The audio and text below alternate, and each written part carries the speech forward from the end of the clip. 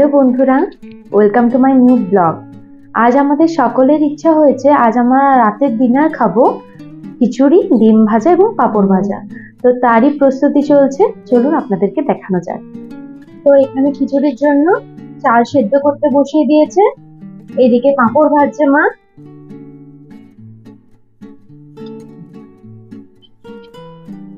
ফুলকপি ভাজা চলছে, আর এদিকে ভাতটা হাফ সেদ্ধ হয়ে গেছে। এরপর মা ডাল দেবে, ডালটা এখানে সেদ্ধ হয়ে গেছে। এরপর এক এক করে গুঁড়ো মশলাগুলো দিয়ে দেবো।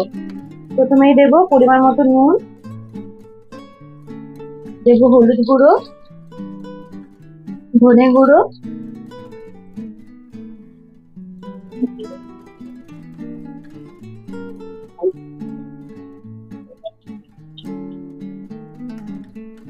আমরা খিচুড়িটাতে আলু আর ফুলকপি দিচ্ছি।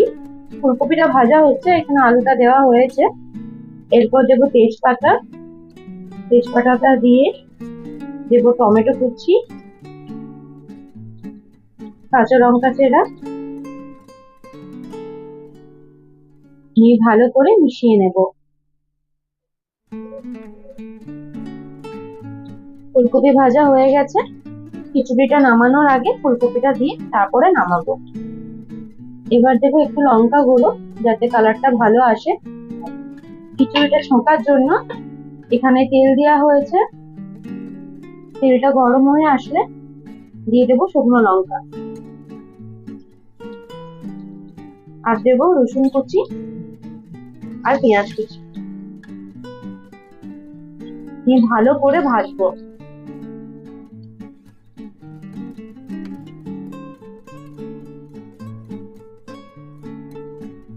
খিচুড়িটা দেখুন কেমন কালারফুল হয়েছে দেখতে।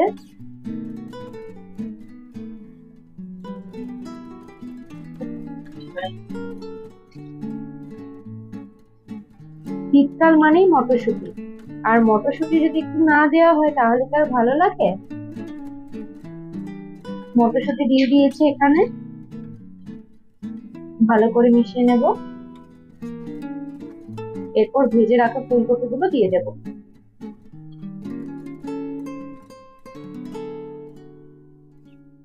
এখানে ভালো করে পেঁয়াজ, রসুন, শুকনো লঙ্কা ভাজা হয়ে গেছে। এবার এটা খিচুড়ির মধ্যে দিয়ে দেব।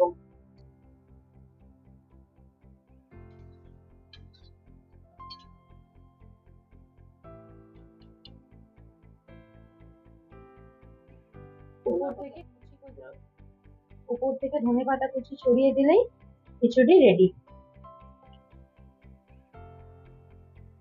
এবার হবে ডিমের অমলেট।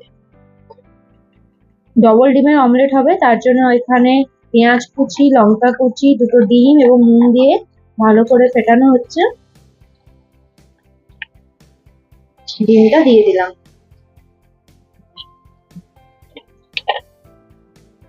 ভালো করে চারিদিকে ছড়িয়ে নেব।